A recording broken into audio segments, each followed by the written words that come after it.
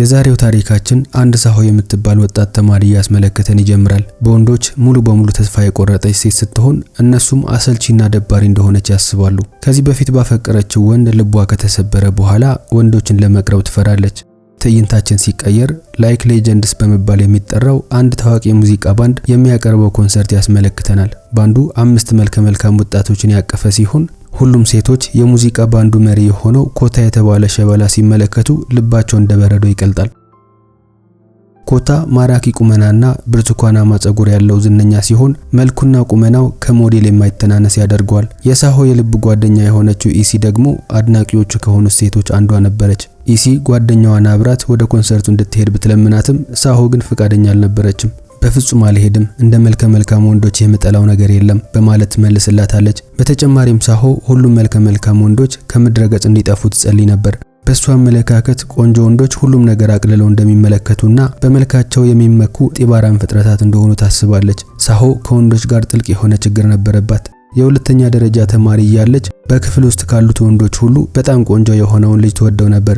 ከዛም እንደምንም ድፍረቷን በማሰባሰብ በሚያምር የፍቅር ደብዳቤ ስሜቷን ትገልጽለታለች። ልጁ ግን በሁሉም ሰው ፊት ቀልዶባት ያሸማቅቃታል። የጻፈችለት ደብዳቤም ለሁሉም የትምህርት ቤቱ ተማሪዎች ያሳያቸዋል። ተማሪዎቹም ያለማቋረጥ እየሳቁባት ነበር። አንዳንዶቹም ወፍራም መነጽር እንደምትለብስና ቆንጆ እንዳልሆነች በመግለጽ በድፍረት ደብዳቤው እንደጻፈች እየተናገሩ ነበር። ከዚያን ጊዜ ጀምሮ ሳሆ በራሷ ሕግ መኖር ትጀምራለች። ብቸኝነት ማለት ለሷ ሰላም የሚሰጣትና ከራሷ ጋር የምትገናኝበት ጊዜ ነበር። የፍቅር ግንኙነት ግን ህመምና ሐዘን ብቻ ይዞ እንደሚመጣ ታስባለች። ሃይስኩል ከተመረቀች በኋላ በእናቷ ምግብ ቤት ተቀጥራ መስራት ትጀምራለች። አንድ ቀን ስራ ላይ እያለች የሙዚቃ ባንዶቹን ዜና ትመለከታለች። ቢሆንም ምንም አይነት ትኩረት አልሰጠችውም ነበር። የሙዚቃ ባንዱ እንደ ህፃን ጨዋታና የማይረባ ነገር አድርጋ ትቆጥረው ነበር።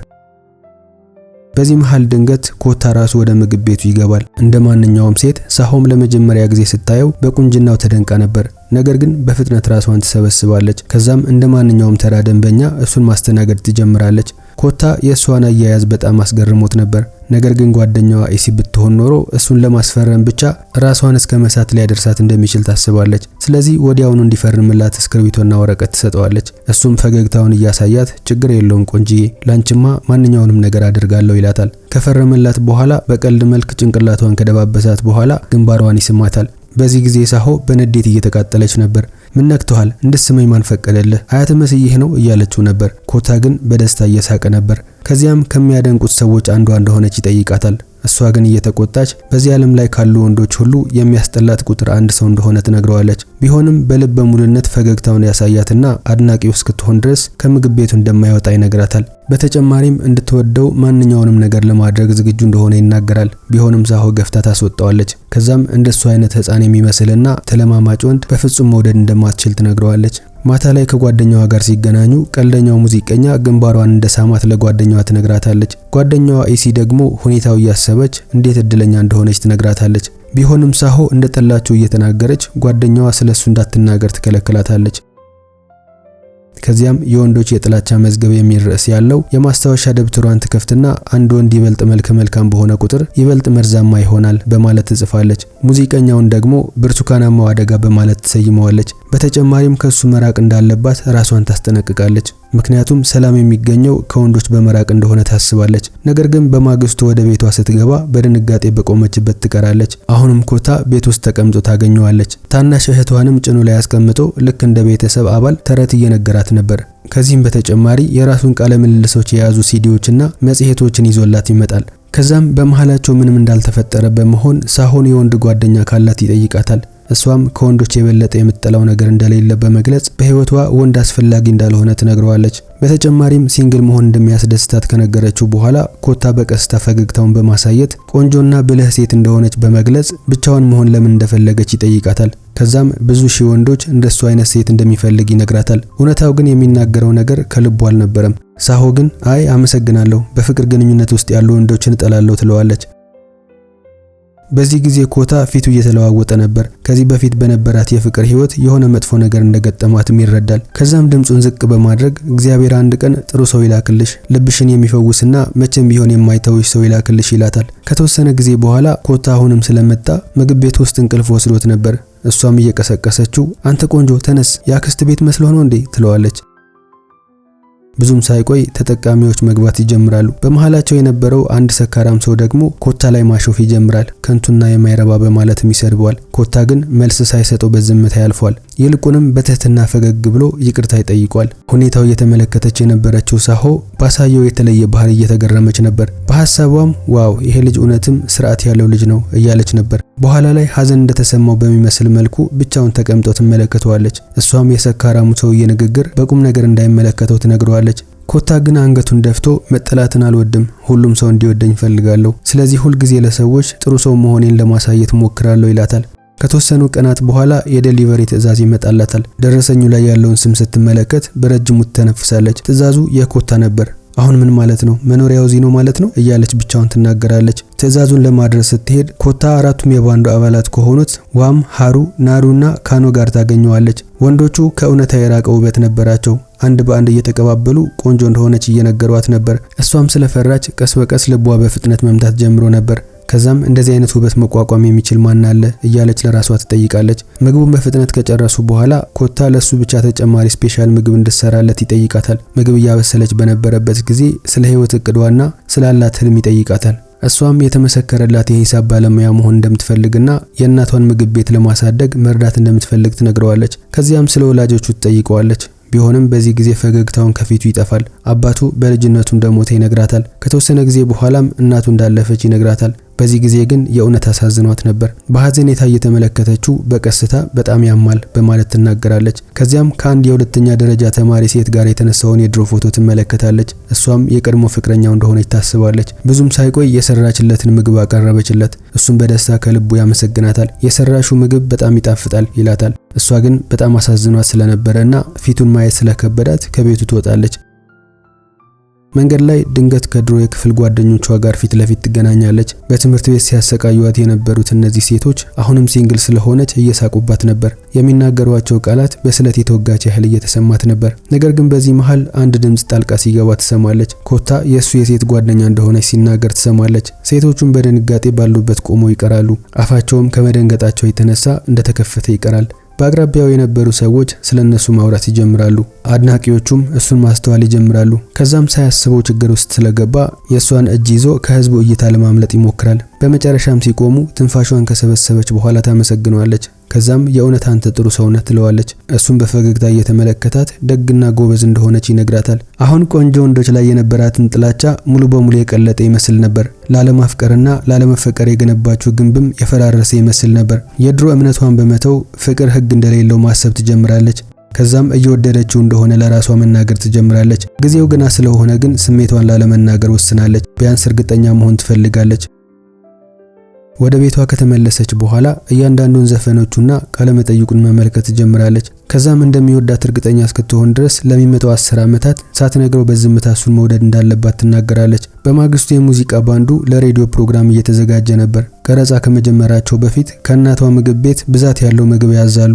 በዚህ ጊዜ ሳሆ ደስታዋን መቆጣጠር አልቻለችም ነበር። ምክንያቱም ኮታን እንደገና ልታየው እንደሆነ ታውቃለች። ስቱዲዮ ውስጥ ኤሞ የምትባል አንድ ሌላ ሴት ታገኛለች። መጀመሪያ ላይ ስትመለከታት ኤሞ ኮታን የምትወደው መስሏት ነበር። በኋላ ግን ኤሞ የምትወደው ካኖን እንደሆነ ትረዳለች። በግርግሩ መሃል የሳሆ የግል ማስታወሻ ደብተር ድንገት ይወድቅባታል። ለኮታ ያላት የተደበቀ ስሜት የጻፈችበት ማስታወሻ ነበር። ማስታወሻው ካኖ ካነሳው በኋላ ያነበዋል። በጣም ተገርሞ እየተመለከታት ስለዚህ ትወጂዋለሽ ማለት ነው? ታዲያ ለምን አትነግሪውም ብሎ ይጠይቃታል። እሷ ግን ፊቷ በፍርሃት ተረብሾ ነበር። ከዛም አሁን አልነግረውም፣ ምናልባት ከ10 ዓመት በኋላ ትለዋለች። ካኖም እየሳቀባት 10 ዓመት አብደሻል እንዴ? ብትናገር የተሻለ ይመስለኛል ብሏት ይሄዳል። በኋላ ላይ የሙዚቃ ቪዲዮ ቀረጻቸው ላይ ትገኛለች።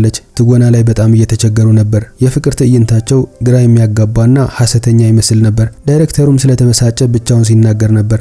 ከዚያም ዳይሬክተሩ ሳሆን እያመላከታቸው ለሷ ፍቅራቸውን እየተናዘዙ እንደሆነ እንዲያስመስሉ ይነግራቸዋል። በዚህ ሁኔታም ሳይታሰብ ትወናቸው በታሰበው ሁኔታ የተሳካ ይሆንላቸዋል። በተለይ ኮታ የተጠቀመው አገላለጽ ሞቅ ያለና በሚያሳዝን ሁኔታ ሰማይ ነበር። እሱ ሲናገር ሳሆ ፊቷ እየቀላ ነበር። ልቧን በፍጥነት መምታት ይጀምራል። ከቀረጻው በኋላ ዳይሬክተሩ ሞቅ ያለ ምስጋናውን ያቀርብላታል። ከዛም የሁሉም የባንዱ አባላት ትንንሽ ምስሎችን በስጦታ መልክ ይሰጣታል። ማታ ወደ ቤቷ ከተመለሰች በኋላ የኮታን ምስል ይዛው ነበር። ከዛ በኋላ ምስሉን እየተመለከተች እወድሃለሁ፣ አንተስ ትወደኛለህ በማለት እያወራችው ነበር። ቢሆንም በዚህ መሃል ከኋላዋ ሌላ ድምጽ ትሰማለች። ኮታ ነበረ። ትወጂኛለሽ ማለት ነው ብሎ ሲናገር በድንጋጤ ትዞራለች። ሳሆ ለራሷ እስኪያቃጥላት ድረስ ፊቷ ላይ ሙቀት እየተሰማት ነበር። እሱ ግን ባለበት ቆሞ በፈገግታ ሲመለከታት ነበር። ከዛም እየሳቀ የተናገረችውን በሙሉ እንደሰማ ይነግራታል። እሱም እንደሚወዳት በቀስታ ይነግራታል። ነገር ግን በመቀጠል አሁን የፍቅር ግንኙነት ውስጥ መግባት እንደማይፈልግ ይናገራል። ሳሆ አሁንም እንደበፊቱ የህመም ስሜት እየተሰማት ምክንያቱን ትጠይቀዋለች። እሱም ፊቱን እያዞረባት ይቅርታ፣ በፍቅር ምክንያት የስነ ልቦና ጉዳት ደርሶብኛል፣ ካሁን በኋላ ማፍቀር የምችል ሁሉ አይመስለኝም ይላታል። ለሷ ግን ይህንን ከመስማት አስቀያሚ ስድብ ቢሰድባት ይሻላት ነበር። ድምጿ ላይ የሚያስታውቀውን የህመም ስሜቷ ለመቋቋምና በግድ ፈገግ ለማለት እየሞከረች ነበር። ከዛ በኋላ ችግር እንደሌለውና የአሁኑ ሁኔታ እንዳልተፈጠረ ማስመሰል እንዳለባቸው ትጠይቀዋለች። ከተቻለም ጓደኛሞች ሆነው እንዲቀጥሉ ያላትን ፍላጎት ትነግረዋለች። እሱ ግን ካሁን በኋላ እንደ ጓደኛ ራሱ መቀራረብ እንደሚከብደው ይነግራታል። ከዛ በኋላ በመሃላቸው ጸጥታ ይሰፍናል። እሷም አሁን እውነታው እንደተረዳችና ልጁ ራሷን ለማራቅ እየሞከረች ከነበረችባቸው የወንድ አይነቶች አንዱ እንደሆነ ታስባለች። ከዚህ በኋላ አሁንም በድጋሚ እንደማትጎዳ በመግለጽ እሱን ለመርሳት እንደምትሞክር ለራሷ ቃል ትገባለች። በማግስቱ ጧት አንድ መጥፎ ዜና ይሰራጫል። የኮታ የመጀመሪያ ፍቅረኛ በሱ ምክንያት ራሷን እንዳጠፋች ይገለጻል። ደጋፊዎቹም ድንገት ፊታቸውን ያዞሩበትና ተወዳጅነቱ ይቀንሳል። ሳሆ ግን ይህንን ለማመን ፈቃደኛ አልነበረችም።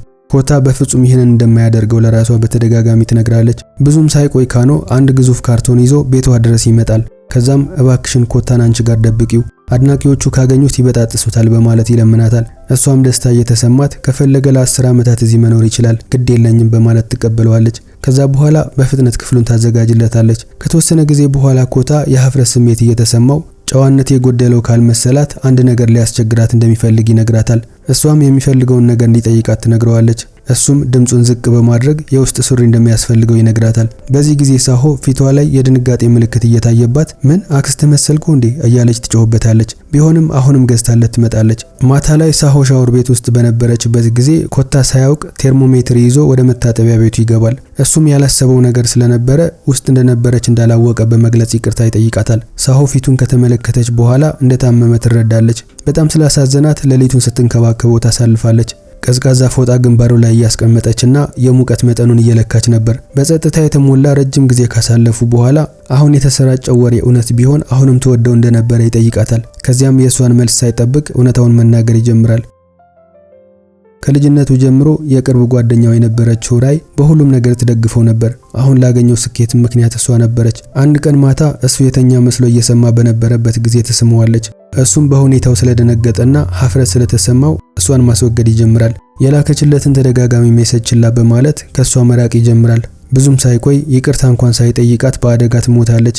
ከዚያን ቀን ጀምሮ ዳግመኛ ላለማፍቀር ለራሱ ቃል ገብቶ ነበር። ሳሆ እውነታውን ከሰማች በኋላ በጸጥታ ትቀመጣለች። አይኖቿ በእንባ ተሞልተው ነበር። የምትናገራቸው ቃላትም ታጣለች። እንደምንም እሱን ማጽናናት ብቻ ነበር የቻለችው።